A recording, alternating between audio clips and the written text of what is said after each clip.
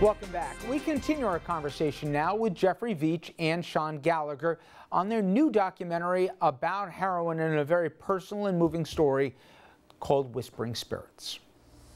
There was a poignant moment in the documentary that Sean put together of this pillow. There may be parents out there whose kids are also going through projects like this in middle school, but take a look, because in many ways it leads to what's the second act of this story.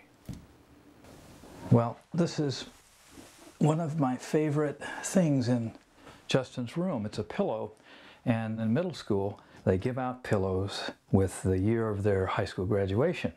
Each student is asked to embroider in home ec class on the other side of the pillow their goal, which is really a neat idea, because when they graduate they can turn that pillow around and see if they realize their goal or not. And what was so bittersweet, the irony for us, was Justin didn't graduate from high school, but as you can see, his goal to get signed by a record company. And that's where the story turns from that cautionary tale about drug abuse that we've seen so often to you stumble across music. Talk a little bit about, you know, obviously it's your son's passion. In many ways it's what defines him, but you come across his music and Whispering Spirits, the name of the film as well here, one of the tracks here, and you decided to, more than just keep it to yourself, to share it with others and maybe realize that dream we saw on the back of the pillow. Well, of course, and we knew he had songs recorded. In fact, 4 of them we had sent him to a studio to have them professionally done. And then we bought some music software for him to record, computer software in our basement. And so he recorded other songs. And the total was 6 after I discovered them. But I wasn't aware of all the music that we had. I thought we had 4.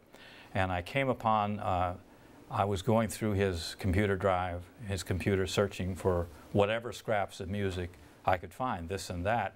And finally, I found, his computer crashed, by the way, and I had to go to his backup drive to see if, you know, I could resurrect some of this.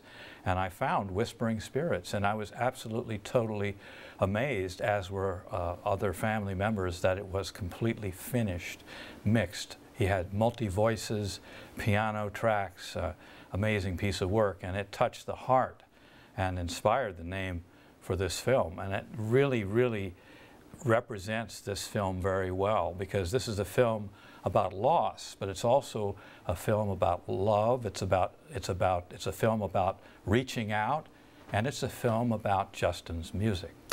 To that end, a community kind of was created after this that wanted to see that dream of the back of the pillow realized here, and also to share some of that music, and people in the community really, Sean, perform that music, and some interesting people emerge throughout the course of this film, don't they? Yes. There's numerous artists that eventually Jeffrey reached out to, because he only had 6 songs. So he reached out to Justin's influences, the mentors, the bands that we all grew up listening to. To some people, they might not be these huge names, but for people in that punk rock community, these are like the biggest names. And Jeffrey reached out to him, specifically Mike Kinsella, who performs under the name Owen. He reached out to him, he asked him if he'd be interested in covering one of Justin's songs, and what was it, less than 24 hours later, he heard the music, fell in love with it just like everyone else has, and promised to record a cover of it.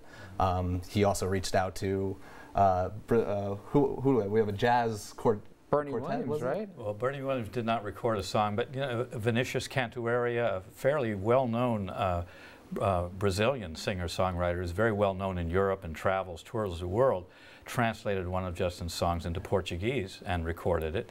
Amazing track. Toronto band, Boys Night Out, offered, they approached us after they heard about what Mike did and offered to record a song. A local group which has made it big, Moving Mountains, Greg Dunn was the founder.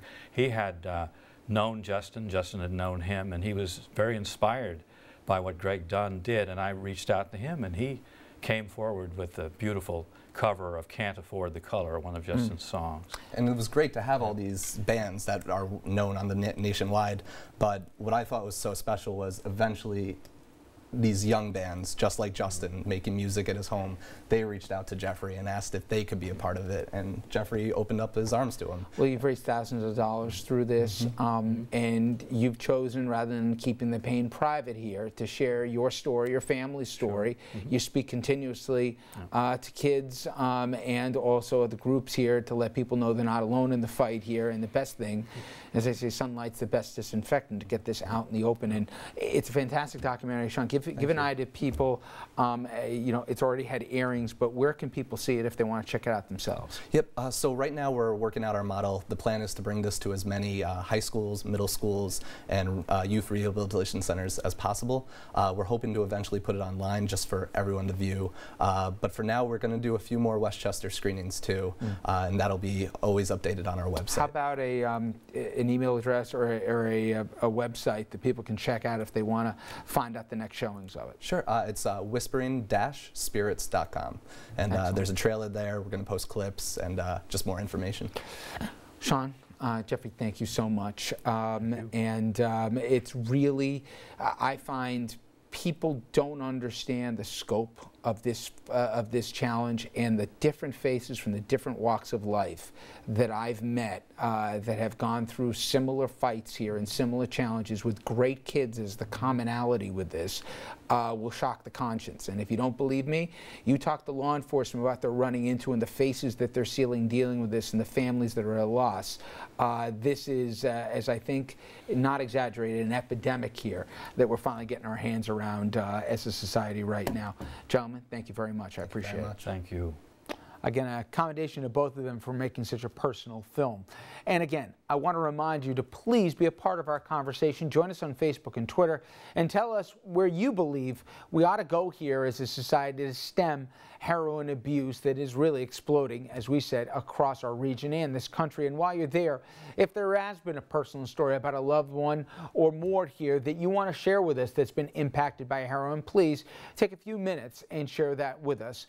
And who knows, maybe you can even impact a life out there going through the same challenges. All right, we are back with some Hudson Valley headlines when we return.